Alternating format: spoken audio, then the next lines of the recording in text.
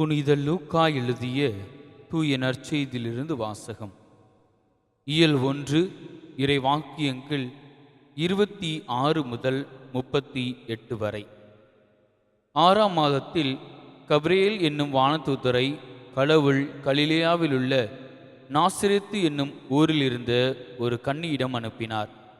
அவர் தாவீது குடும்பத்தினராகிய யோசேப்பு என்னும் பெயருடைய ஒருவருக்கு மன ஒப்பந்தமானவர். அவர் பெயர் மரியா. வானதூதர் மரியாவுக்கு தோன்றி, அருள்மிகு பெற்றவரே வாழ்க, ஆண்டவர் உம்மோடு இருக்கிறார் என்றார். இவ்வார்த்தைகளை கேட்டு அவர் கலங்கி, இந்த வாழ்த்து எத்தகையதோ என்று எண்ணிக்கொண்டிருந்தார்.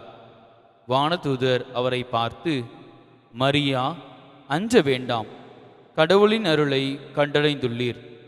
இதோ கருவுற்று ஒரு மகனை பெறுவீர். அவருக்கு இயேசு என்னும் பெயரிடுவீர். அவர் பெரியவராயிருப்பார், உன்னத கடவுளின் மகன் எனப்படுவார். அவருடைய தந்தை தாவீதின் அரியணையை ஆண்டவராகிய கடவுள் அவருக்கு அளிப்பார். அவர் யாக்கோப்பின் குடும்பத்தின் மீது என்றென்றும் ஆட்சி செலுத்துவார். அவருடைய ஆட்சிக்கு முடிவே இராது என்றார். அதற்கு மரியா வானதூதரிடம், இது எப்படி நிகழும்? நான் கன்னி ஆயிற்றே என்றார். வானதூதர் அவரிடம், தூய ஆவி உம்மீது வரும், உன்னத கடவுளின் வல்லமை உம்மேல் நிழலிடும். ஆதலால் உம்மிடம் பிறக்கப் போகும் குழந்தை தூயது. அக்குழந்தை இறைமகன் எனப்படும். உம் உறவினராகிய எலிசபெத்தும் தம் முதிர்ந்த வயதில் ஒரு மகனை கருத்தரித்திருக்கிறார். கருவுற இயலாதவர் என்று சொல்லப்பட்ட அவருக்கு இது 6ஆம் மாதம். ஏனெனில் கடவுளால் இயலாதது ஒன்றுமில்லை என்றார். பின்னர் மரியா, நான் ஆண்டவரின் அடிமை, உம் சொற்படியே எனக்கு நிகழட்டும் என்றார். அப்பொழுது வானதூதர் அவரை விட்டு அகன்றார். இது ஆண்டவரின் அருள்வாக்கு. கிறிஸ்துவே, உமக்கு புகழ்.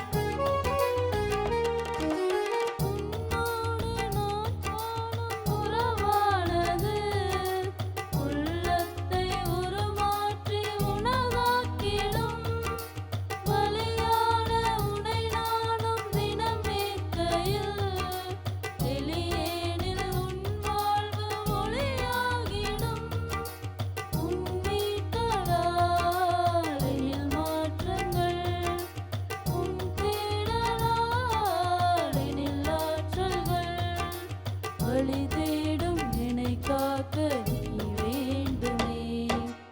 இறைவா இறைவா வருவாய் இங்கே, இதயம் அருகில் அமர்வாய் இன்றே.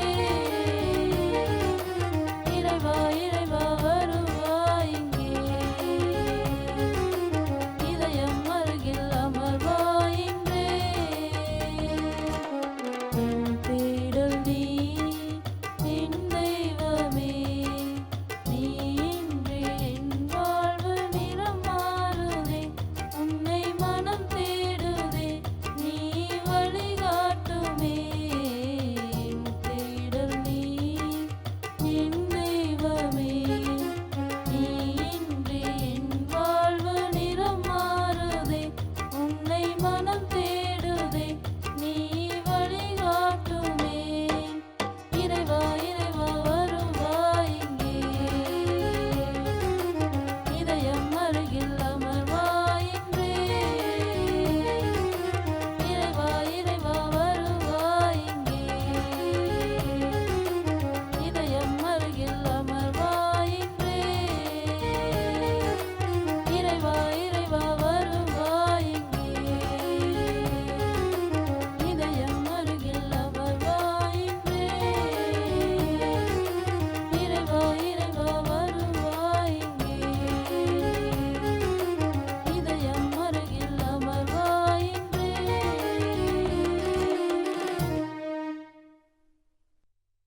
இரு இயேசுவில் அன்புக்குரிய சகோதர சகோதரிகளே, இன்றைய தினம் நமது தாய் திரு அவையானது இயேசு கிறிஸ்துவின் பிறப்பு அறிவிப்பு விழாவை கொண்டாடுகின்றது.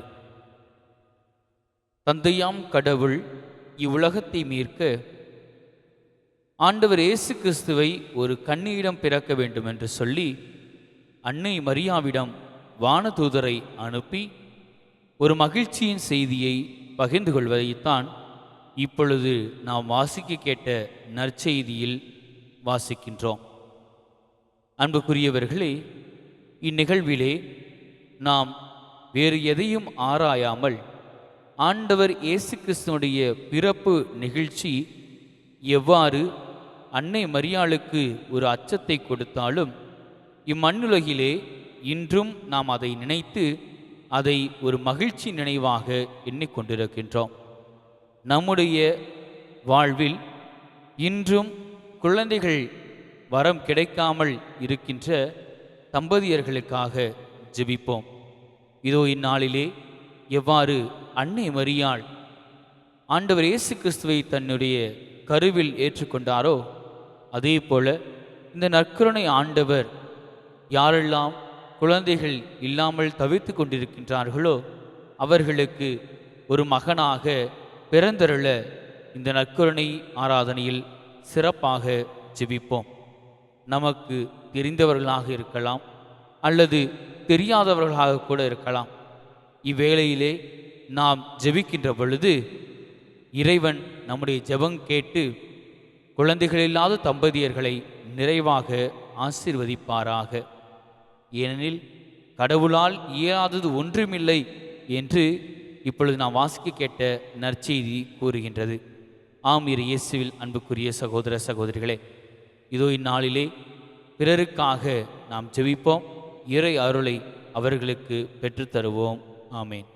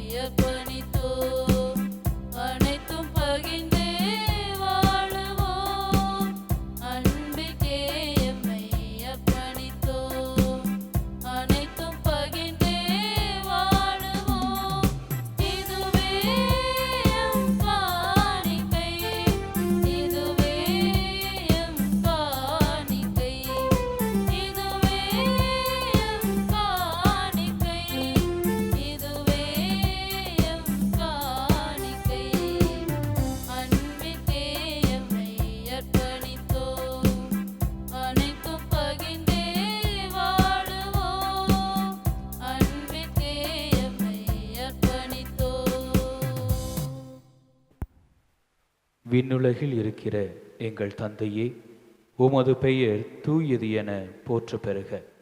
உமது ஆட்சி வருக. உமது திருவுளம் விண்ணுலகில் நிறைவேறுவது போல மண்ணுலகிலும் நிறைவேறுக. எங்கள் அன்றாட உணவை இன்று எங்களுக்கு தாரும். எங்களுக்கு எதிராக குற்றம் செய்வோரை நாங்கள் மன்னிப்பது போல எங்கள் குற்றங்களை மன்னியும். எங்களை சோதனைக்கு உட்படுத்தாதேயும், தீமையிலிருந்து எங்களை விடுவித்தருளும். ஆமென்.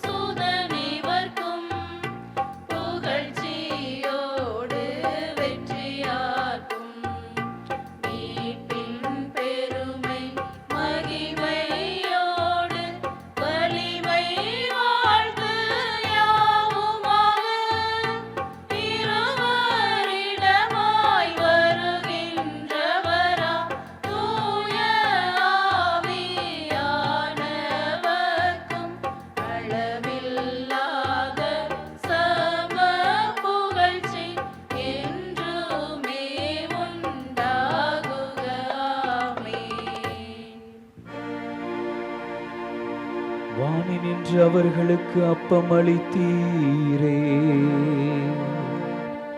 இனிமேலாம் கன்னலத்தை கொண்ட அப்பம் இதுவே. மன்றாடுவோமாக. இறைவா, இந்த வியப்புக்குரிய திருவருட் சாதனத்திலே உம்முடைய பாடுகளின் நினைவை எங்களுக்கு விட்டு சென்றீ.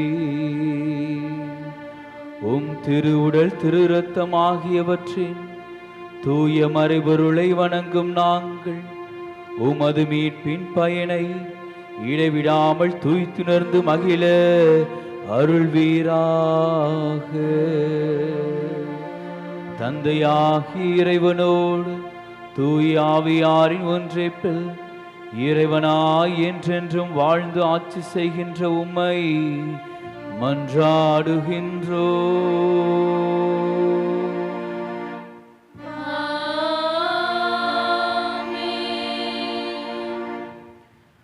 அனைவரும் தலைவணங்கி இறைவனின் ஆசீரை பெறுவோம்.